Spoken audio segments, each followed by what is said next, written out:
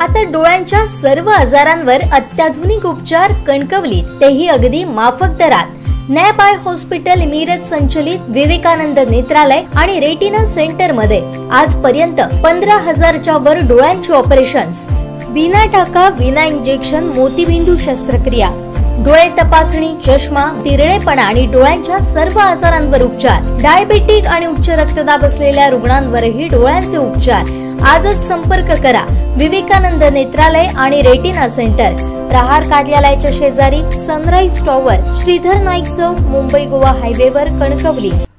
पंतप्रधान नरेंद्र मोदी यांच्या नेतृत्वात देशात भाजप युतीची सत्ता येणारच, भाजप 400 पार होणार। केंद्रीय मंत्री नारायण राणे यांच्या नेतृत्वात रत्नागिरी, सिंधुदुर्गचे खासदार भाजप महायुतीचे असणार। मागील 10 वर्षात येथील खासदाराने काही केलं नाही, त्यामुळे व्यवस्था बदलणारे खासदार असणं गरजेचं आहे। आपल्या हक्काचे खासदार दिल्लीत असतील तर मंत्री असतील, असा विश्वास भाजपा नेते निलेश राणे यांनी व्यक्त केला आहे। पाहूयात। ही लोकसभा 2024 ची निवडणूक आहे। माझ्या अगोदरच्या सगळ्याच वक्त्यांनी खूप चांगल्या पद्धतीने ही लोकसभा निवडणूक का महत्त्वाची आहे आणि राणे साहेबांनी मागच्या अनेक वर्षांमध्ये जे काम इथे उभं केलं, अनेक त्याच्यामध्ये सांगायलाही यादीही कमी पडेल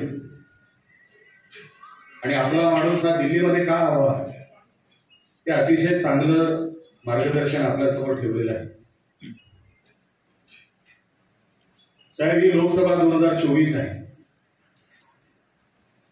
ही लोकसभा 2024 म्हणजे काय, कुठली जिल्हा परिषद किंवा पंचायत समिती किंवा ग्रामपंचायत किंवा आमदारकी नाही, ही देशाची निवडणूक आहे।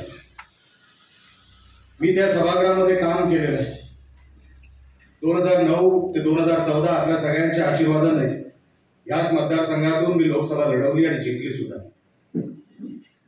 ते सभागृह 543 खासदारांचं सभागृह, देशाचा प्रत्येक लोकसभेचा प्रतिनिधी त्या सभागृहात असतो। त्या सभागृहामध्ये विषय कुठले मांडायचे असतात, आपण जे नगरपंचायतीमध्ये मांडतो किंवा ग्रामपंचायतीमध्ये मांडतो असे विषय मांडायचे नसतात। 543 खासदारांपैकी आपला खासदार कुठले प्रश्न मांडतो आणि मांडल्यापेक्षा कुठले प्रश्न मार्गी लावतो, असा माणूस तिथे लोकसभेमध्ये जाणं गरजेचं आहे। उत्तर भारतातले जे काही खासदार असतात त्याचं हिंदीवर कमांड असतं। 1-2 खासदार उत्तर भारतातले सभागृहावर पाडू शकतात, हे आम्ही आमच्या डोळ्यांनी बघितलेलं आहे। प्रचंड कमांड असतो त्यांचा त्यांच्या भाषेवर। दक्षिण भागामधले इंग्लिशवर कमांड असतो। कुठलेही विषय सहज कसे मांडायचे, त्याची कामं कशी करून घ्यायची, ते कसं मांडायचं, ही कला असते। ती प्रत्येकाला जमत नसते आणि म्हणून तसा माणूस तिथे जाणं योग्य आहे, तिथे जाणं गरजेचं आहे। कारण का देशाच्या या 543 खासदारांपैकी मोदी साहेब तर निवडून येणारच आहे, मोदी साहेबांचं सरकार येणारच आहे। त्या 400 आपण जे म्हणतो ना 400 पार, त्या 400 खासदारांपैकी आपल्या रत्नागिरी सिंधुदुर्गाचा खासदार आहे की नाही, ही स्पर्धा त्याच्यासाठी। मोदी साहेब असे नजर फिरवतील तर रत्नागिरीचा किंवा रत्नागिरी सिंधुदुर्गाचा खासदार हा बघितल्यावर लक्षात आलं पाहिजे, हा खासदार म्हणजे रत्नागिरी सिंधुदुर्गाचा खासदार। और राणे साहेबांची ओळख फक्त महाराष्ट्रापुरतं राहिलेली नाही, अख्खा देश राणे साहेबांना ओळखतो। हे सगळे विषय जे आता दत्ता सामंत साहेबांनी सांगितले, त्यांच्या अगोदर भुबल साहेबांनी सांगितलं, ग्रामीण भागातला एकही विषय जो आम्ही रस्ता आलो, शेलार साहेब ज्या रस्त्याने तुम्ही आलात, ज्या रस्त्याने आपण सगळे आलो 90 पासून ते आतापर्यंत, हा प्रत्येक रस्ता हा राणे साहेबांनी बनवला आहे, हे कोणी नकारू शकत नाही, हे कोणी नकारू शकत नाही। म्हणून देशामध्ये आपण कोणाला सेवा करण्यासाठी पाठवणार आहोत, व देशामध्ये कोणाची तरी ओळख पाहिजे, देशामध्ये कोणाचा तरी रुबाब पाहिजे, नाव घेतल्यानंतर माणूस लक्षात आला पाहिजे, असा माणूस तिथे लोकसभेत गेला पाहिजे। आणि म्हणून ही निवडणूक साधी नाही, आपण 10 वर्ष बघतोय, आपण 10 वर्ष बघतोय। या 10 वर्षामध्ये आपण काय आपल्याला नाही मिळालं हे आपल्याला सगळ्यांना माहिती। बाळू पवार साहेब बोलले, अहो भाज्या पेटी वाजवणारे असतील खासदार, भाज्या पेटी वाजवणारे पण चांगले असतात, पण ते त्या सभागृहात जाऊन काय करणार? त्या सभागृहामध्ये भाज्या पेटी वाजू शकत नाही, तिथे तोंडाने बोलावं लागतं, तिथे शब्द प्रभावी असावे लागतात, व्यक्तिमत्व तसं असावं लागतं, मगच किंमत मिळते. या 10 वर्षामध्ये आपण बघितलं काय किंमत आपल्याला मिळाली. सांगण्यासारखं हे काम नाही, कारखाना नाही. एवढी तरुण मंडळी माझ्या समोर बसलेली आहे, अहो सांगण्यासारखं एक कारखाना नाही, सांगण्यासारखं एक काम इथे उभं राहिलेलं नाही. टीका करायला आम्ही टीका करू शकतो, आमचं काय राहणेच, पण ते करायला आम्ही इकडे उभं नाही. पुढच्या 5 वर्षात काय होणार, पुढच्या 10 वर्षात काय होणार, पुढच्या 25 वर्षात काय होणार, जेव्हा इथे 10 वर्षांनी एक पिढी उभी राहील, त्यांनी सांगितलं पाहिजे नाही खासदार पण असे निवडले म्हणून आम्हाला हे चित्र बघायला मिळालं, हे चित्र आपण निर्माण केलं पाहिजे. मला माहित नाही, ती चर्चा आजची नाही, पण जो ब्रिटिश आला ना आपल्याकडे, तो 150-200 वर्षाची प्लॅनिंग करून गेला. आज पण दक्षिण मुंबई भाग बघा, तेव्हाही 18 प्लॅटफॉर्म होते, आजही 18 प्लॅटफॉर्म आहे. तिकडची उद्यानं बघा, आझाद मैदान, वेलिंग्टन मैदान, सगळी उद्यानं बघा, आपण नाही बांधली तेव्हा उभी राहिली. तेव्हाचं ड्रेनेज सिस्टम बघा, त्यांनी प्लॅनिंग काय 5-10 वर्षाची केली नाही. ते आले असतील दुसऱ्या देशामध्ये, पण प्लॅनिंग केली 150-200 वर्षानंतर. आज त्यांनी जे काय 18 प्लॅटफॉर्म बांधले ना, आज पण आपण 18 प्लॅटफॉर्मवरच आहोत.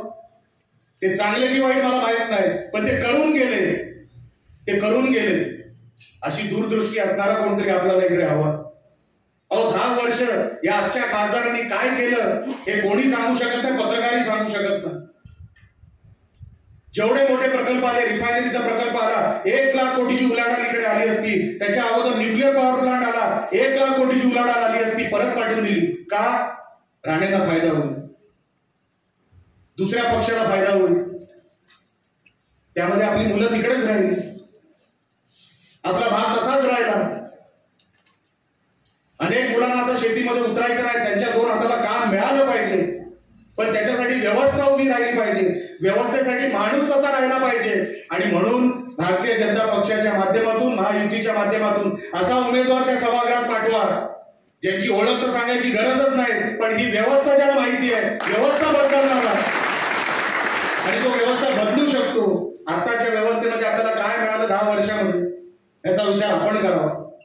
मी लांब त्याचं भाषण करणार नाही, कारण का शेलार साहेब आले, आमच्या आवडतीचे नेते आले, मला ऐकायचं ते काय म्हणतायत, कारण का जेव्हाही त्यांना ऐकलंय नवीन काहीतरी शिकायला मिळालं, नवीन काहीतरी ठाकरेंबद्दल तरी शिकायला मिळालं. म्हणून आज जास्त न बोलता या व्यासपीठावरून सन्माननीय खाडीगावकर असतील, सन्माननीय परोळेकर साहेब असतील, साहेब कमीत कमी वेळामध्ये आपण हे सगळं चित्र उभं केलं.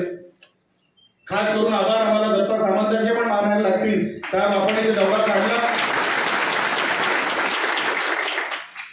आणि आपण खऱ्या अर्थाने या कार्यक्रमाला यशस्वी करण्यामध्ये आपलं मोठं योगदान आहे, म्हणून साहेब आपल्या मनापासून मी आभार व्यक्त करतो. पण काय ही लोकसभेची निवडणूक आहे आणि शेलार साहेब मेवण्याच्या लग्नाला आले, म्हणून तुम्ही काय अडचणीत पाडू नका, आपलं नंतर बघून घेऊ. जिथे राणे साहेब आहे, जिथे तुम्ही सगळे आहात, तिथे निलेश राणेचं काहीच वाईट होऊ शकत नाही, काहीच वाईट होऊ शकत नाही. अहो ही मातीच आमची आहे. अनेक वेळा राणे साहेब सांगतात, हे त्यांचं वय आज 70 क्रॉस केलेलं आहे राणे साहेबांनी, मैदानात उतरण्याची काही गरज सुद्धा नाही, सगळी पदं मिळालेली आहेत, मुख्यमंत्री झालेले आहेत, केंद्रीय मंत्री झालेले आहेत. पण मला सांगतात निलेश, ही सगळी जी मला पदं मिळाली ना, ती माझ्या कोकणी माणसांमुळे मिळाली, या मातीमुळे मिळाली. जेव्हा जेव्हा संधी मिळेल तेव्हा ती मी परतफेड करणार. आणि म्हणून ही व्यक्ती आमच्या सगळ्यांच्या बोलण्यावरून, पक्षाच्या सांगण्यावरून आज साहेब मैदानात उभे आहेत. आपल्याला सगळ्यांना आशीर्वाद द्यायचा आहे, जे आम्हाला 2009 पासून राणे साहेबांना 25-30 वर्षापासून आपण देत आहे, सगळ्याचा आशीर्वाद ही आपलीच लोक आहे. साहेब तुम्ही आम्हाला भरभरून प्रेम केलं. निलेश राणे 28व्या वयात होता, कोणाला माहित सुद्धा नव्हता, पण तरी तुम्ही न बघता निलेश राणेला मतदान केलं. आयुष्यभर या उभ्या आयुष्यात तुमचे उपकार कधी विसरणार नाही, उभ्या आयुष्यात. आणि म्हणून मोदी साहेबांचे हात बळकट करण्यासाठी आपल्या कोकणातून एक आवाज जो तिथे दिल्लीला घुमला पाहिजे, महाराष्ट्रातून एक आवाज, आपला आवाज असा पाठवायचा, दिल्लीला कळलं पाहिजे हा रत्नागिरी सिंधुदुर्गाचा आवाज आहे, असाच माणूस तिकडे आपल्याला पाठवायचा. लक्षात ठेवा, एवढंच सांगतो आणि ते प्रमुखांना बोलायचं असल्यामुळे इथेच थांबतो. जय हिंद, जय महाराष्ट्र.